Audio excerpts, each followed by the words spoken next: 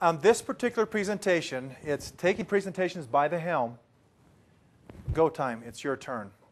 And so the idea here is to really bring this into a point where we are going to have a few of you come up and participate in a fun way. You're going, oh man, I should have left. Too late. So the idea, we've talked about stories, we've talked about involvement, and the question comes is, are you awake? Courage to present with enthusiasm. And the idea here is to truly be awake as opposed to approaching it the same old way that you always have. And we're in a bird sanctuary.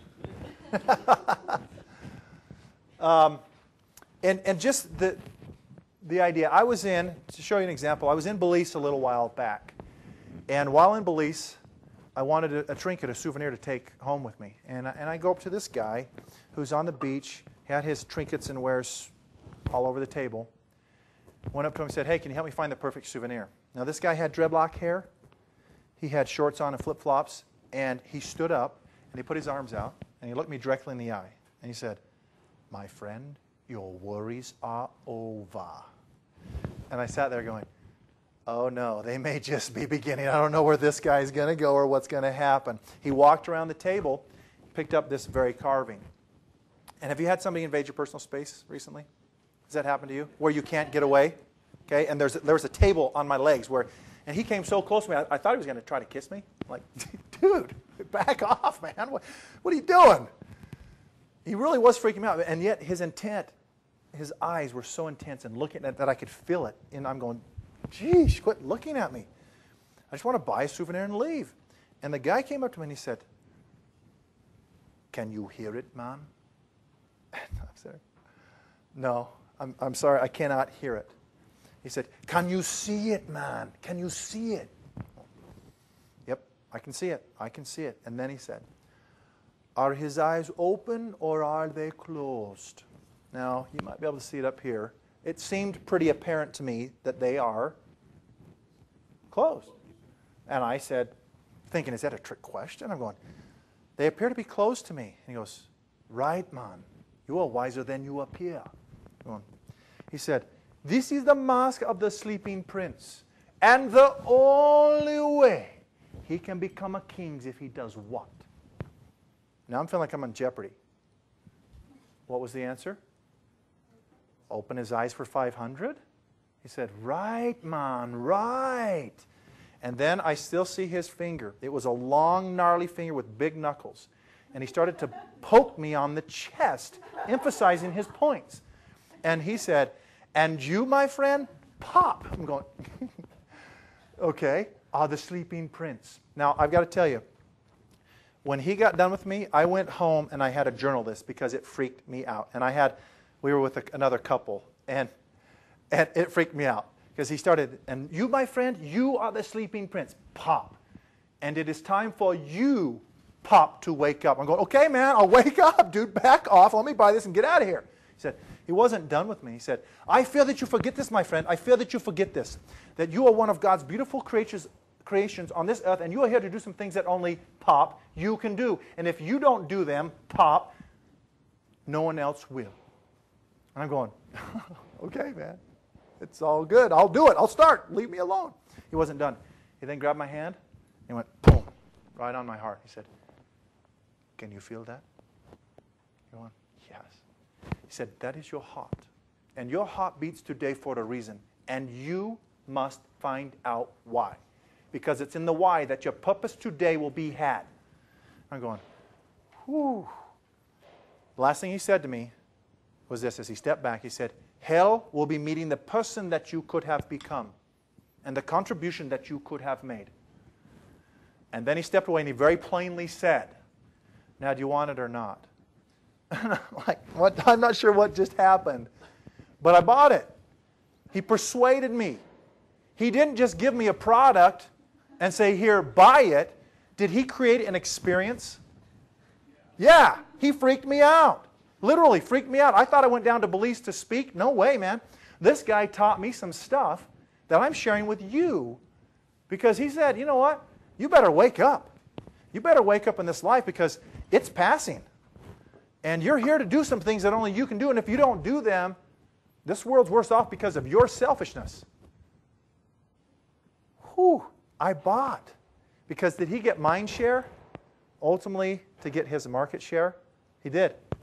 He got in there. He persuaded me. And I've told this to thousands of people, this little story. Well, mindset of successful presenters. You're either green and growing or you're ripe and what? Now, people who are just starting presentations, they're green and growing. But people who have been doing it for years, it's easy to get complacent. It's easy to be overly confident. It's easy to say, I'm rotting. And people say, man, you stink. We need to be green and growing. And in this, you're either going to be a giver or a taker. You're either truly going to have their best interests or not. You're just going to go through the motions, or you're going to give. And so really it becomes a choice. Now, exactly the same, only different. I'm going to have you break into groups of 2, and you are going to get a lemon. Okay, and if you'll pass those around. And I'm going to give you about 3 minutes. There you go. You know, those 2, and then here you go. Trying to, all right, ready? Okay, and you will have about 3 minutes to prepare a presentation using what we have talked about today on why your lemon, despite the fact that it's very similar to other lemons, is the very best lemon in the entire world, and why your customer cannot live without it. You need to persuade them that, yes, there are other software, but this is it. To succeed with them, they'll out-do you. So what worked well for them? Their hook. That worked well. What else? The call to action. Call to action. They really, what was your goal? Was that to get? Mike drink lemonade was better than anything. Okay. And go, yeah, you got the call to action, because I was going to say, that one seemed very apparent that if we were watching here and saying, what was their goal that they said, here's the one thing we want to make sure, call to action was there, big time. So what else worked well for him if you were to look at it? Plain repeated where to get it. Yeah, he didn't just do it once, did he? He did the summation again so that we heard. This must be important. Do you know that if you want to get an audience's attention, there's a couple things you can do. You can say, in summary. You know what will happen? Try it out. Watch what will happen. Everyone will go, oh, this has got to be important. Or if you want to persuade them, use the word because. If you want to persuade a significant other, use the word because. There's some research that would indicate that when you use the word because, people automatically think, well, she's got a good point there. I guess we'll go with that. Because, boom, and people will go with that. Don't use the word change. Try to use the word different. It sells much better. You use the word change, we're going to change. You're like, ah, no, I hate change. It's everywhere. I hate it. But if you say, you know what, let's just experiment with something a little bit different. Give it a whirl. Try it for 30 days. And if you're not completely, then, but you say, oh, you changed this. We're going to trash that. That's a piece, different. Sells much easier. Anything else that you like? They did a great job. Let's, yeah. Lane was right there. I mean, he wasn't standing back. He was engaging. Yeah, he was. Did he have eye contact? Yeah. Looked me directly in the eye. Smiled. He didn't Did look those? on this side of the room, though, because I didn't get any eye. Okay, so perhaps he could have done better with that. And Brandy, maybe that was on purpose. No, I'm just kidding. I'm kidding. Oh, totally kidding. All right. So areas for improvement, maybe to make sure that you are looking at the full room. Some speakers will do just or boom, and it's like they're just talking in the front row. So anything else observation-wise? Anything come up? They did a great job. The activity became distracting after a minute. Like even Lane told him to go away. And I thought it was cool to hook originally, but soon we were like, I can't focus on him because it was overhead. Yeah, and Brandy even pointed out earlier saying an activity that can be overused. Now I know they're doing it in fun, but it can be distracting. And even PowerPoint slides, if you have animation, I've had 2 with animation, but you'll notice I was only on it briefly and it was gone. because sometimes like that little walking, that can be annoying, or certain things you have to watch out for. So very well done. Pull things together today. Wrap it up. You cannot consent to crawl when your spirit wants to soar. When it comes to presentation, I want you to identify how you want to feel after you're finished.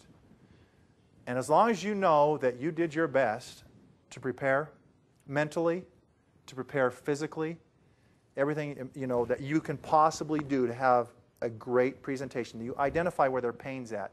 You go through the handout. You're saying, what's really in it for them?